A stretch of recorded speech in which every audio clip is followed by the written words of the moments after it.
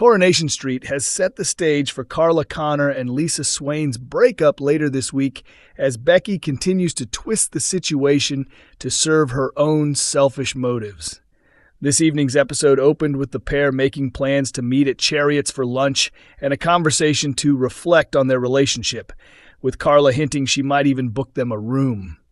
After exchanging I love yous, Carla left for work smiling, unaware that Becky had overheard everything. When Lisa stepped out of the house later, she spotted Becky stumbling around in the bushes with a bottle of alcohol in her hand. Lisa dragged Becky to the front door, telling her to sober up and that they'd talk afterwards. Becky pretended to collapse, forcing Lisa to bring her ex inside. At Chariot's, Carla attempted to call Lisa. When there was no response, she angrily tossed some money on the table and stormed out. Back at the house, Becky began crying about how she'd lost everything and then hinted at a hookup after Lisa told her to take a shower.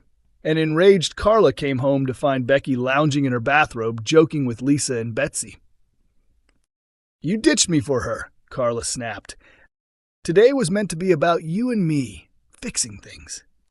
Carla accused Becky of experiencing a convenient recovery from her drunken behavior and confronted her for constantly mentioning her history with Lisa whenever cornered as a way to win favor with her ex. "We all know you go way back, long before I was around, but I'm done hearing about it. She always does this," Carla added, before ordering Becky to leave. When Lisa failed to defend her, Carla shifted her approach and announced she would be the one to walk out instead, saying, "Thanks for making it clear that I'm the obstacle here. I'll make it incredibly easy for you." Once alone, Becky attempted to speak negatively about Carla, but Lisa shut her down and told her to get dressed and disappear. Outside later, Kit Green approached Becky and asked whether she knew anything regarding D.I. Costello's whereabouts, as he hadn't been seen all day. Their exchange was cut short by a phone call informing them that Costello had been assaulted. Carla arrived back home later that night. After filling a wine glass with half the bottle, the two sat down to talk. Lisa apologized for missing the hotel meetup and said, "There's nothing more important to me than our relationship." But Carla expressed that she didn't feel supported or made a priority. "I feel like I'm just watching from the sidelines while you reconnect with Becky," Carla admitted. Lisa, however, insisted that her past with Becky was over, and she was only trying to keep things civil for Betsy's sake. "Just give it a few weeks, and Becky will be out of the picture," Lisa said, prompting Carla to laugh in disbelief.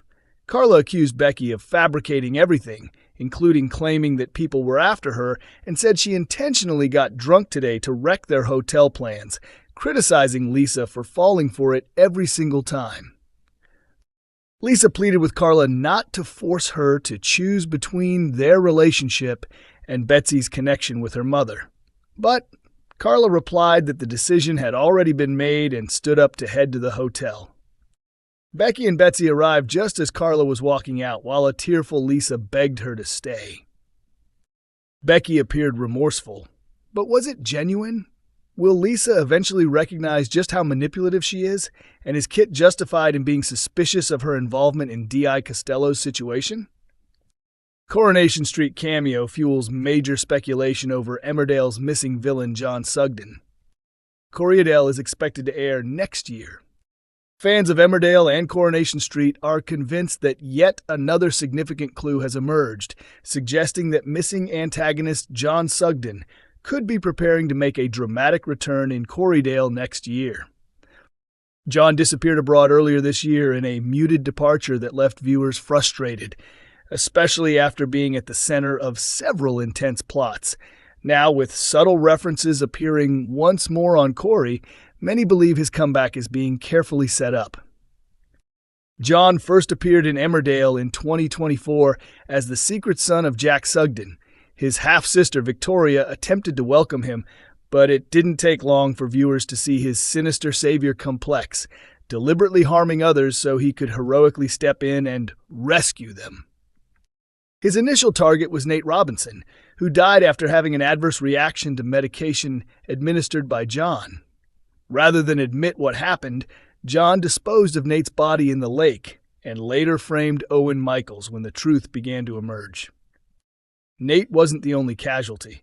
John's history included leaving ex-fiancée Aidan Moore in a coma, drugging Chas and shifting the blame onto Ella Forster, assaulting Mac with a shovel, causing the slurry tank leak at Butler's, and even giving Kane alcohol poisoning purely so he could stage a dramatic save.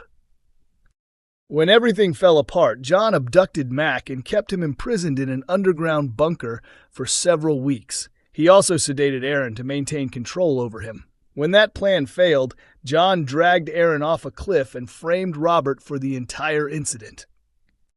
Eventually, once the truth came to light, John coerced Caleb Milligan by threatening to expose his involvement in Anthony Fox's death and compelled him to organize an escape route to Rotterdam. Viewers criticized the abrupt departure as underwhelming after months of intense buildup, with many left disappointed and hoping for one last dramatic confrontation. Coronation Street hint fuels speculation of a return. Viewers believe a new clue has surfaced.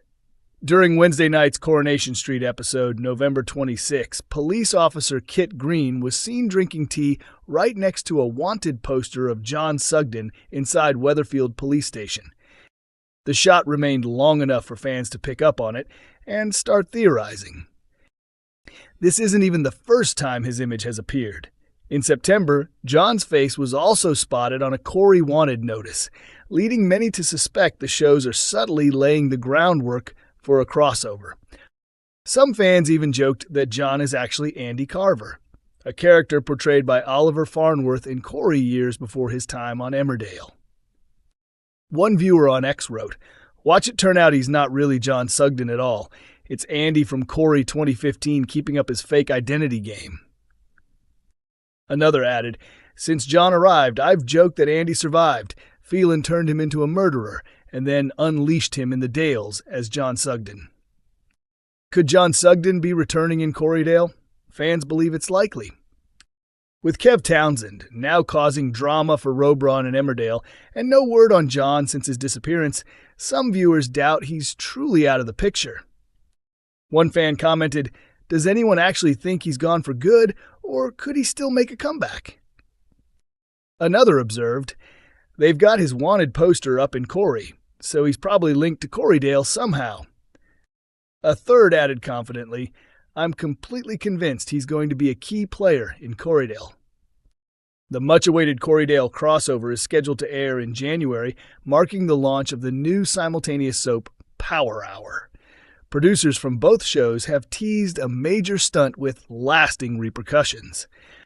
Cast members officially confirmed include Danny Miller and Vicky Myers. Meanwhile, Jay Griffiths hinted she may also be involved, saying, "Keep watching. She's involved in more than you might think." Fans believe Celia's storyline around modern slavery and county lines may intersect with Becky Swain's dramatic Coronation Street return and could potentially pave the way for John's comeback. Whether John Sugden will re-emerge is still uncertain, but many viewers are convinced the clues are pointing toward it. Coronation Street airs Mondays, Wednesdays, and Fridays at 8 p.m. on ITV1 and is available to stream on ITVX.